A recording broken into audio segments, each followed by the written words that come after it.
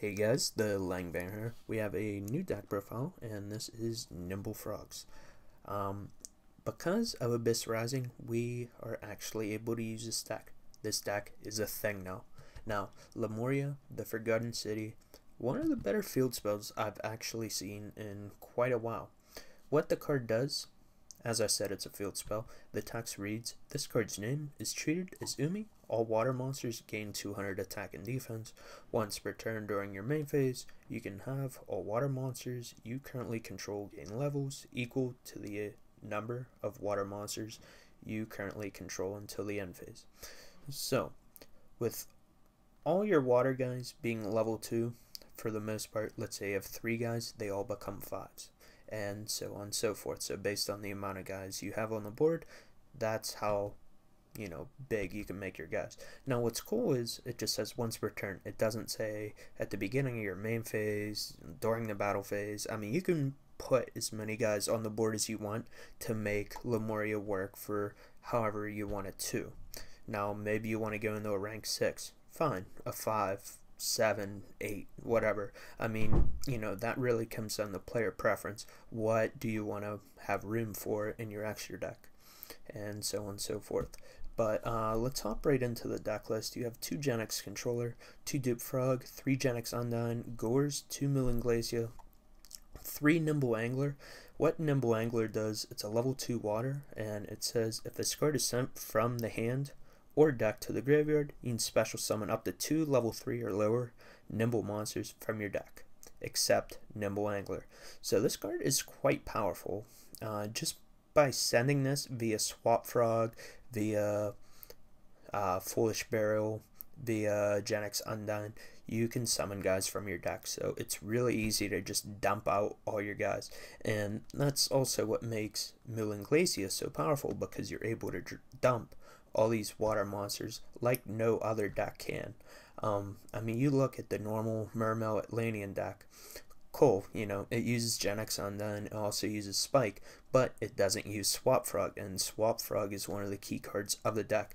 I mean, every card in here is pretty much like key, but without Swap Frog, I'm not even sure if this deck would see play. I mean, you would be able to find other ways to get these guys to activate, but Swap Frog just does it the best.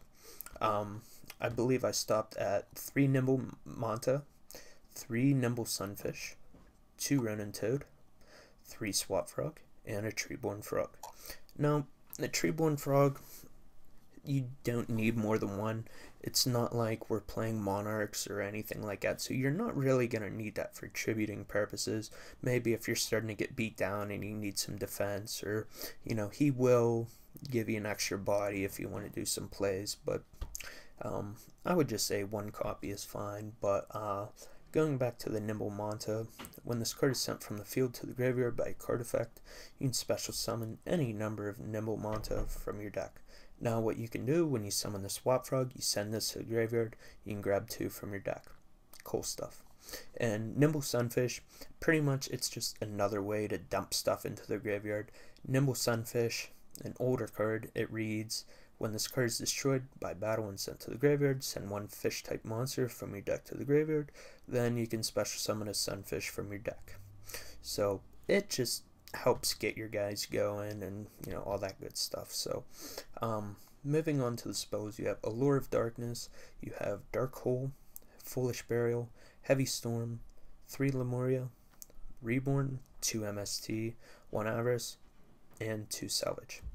Now, Allure may seem kind of random just because I'm only using 3 darks, but it's a matter of a lot of the times if you just summon Genix Undyne, if you get to like 7 cards in hand somehow, you'll just pass, pitch the controller. But at least with this, you can dig in your deck a little bit. I just pretty much just my philosophy. If you're ever able to use Allure of Darkness, like why wouldn't you? Now, you don't want to really allure away the Gores, but all you have to do is draw a Genix Controller, or a Genix Undyne to grab the Genix Controller, and then bada bing, bada boom, draw 2. It's like, I just couldn't see myself dropping that. Moving on to the traps, I just have 2, and that's Bubble Bringer. Also, out of Abyss Rising, what it does, it's a normal or it's a continuous trap, I'm sorry. And it reads, level 4 or higher monsters cannot attack directly. During your turn, you can send this face-up card from the field to the graveyard to select 2 level 3 or lower water monsters with the same name in your graveyard, special summon those targets. Their effects are negated. So, while the first effect is pretty rough, it really shouldn't ever come into play. The first part is level 4 or higher monsters cannot attack directly. Because, I mean, when you're flipping this card, first of all, you should be waiting until, or, I'm sorry, I'm really tired. Now, Bubble Bringer, I totally read that wrong for a second, sorry. I mean, it's good to flip it on your opponent's turn because it says level 4 or higher monsters cannot attack directly. But the thing is, like, if they have exceeds, they can still punch because they're not levels, and so on and so forth. But, then just when it comes to your turn, you can shut that off if you want, allowing you to just punch with your bigger guys if you need to.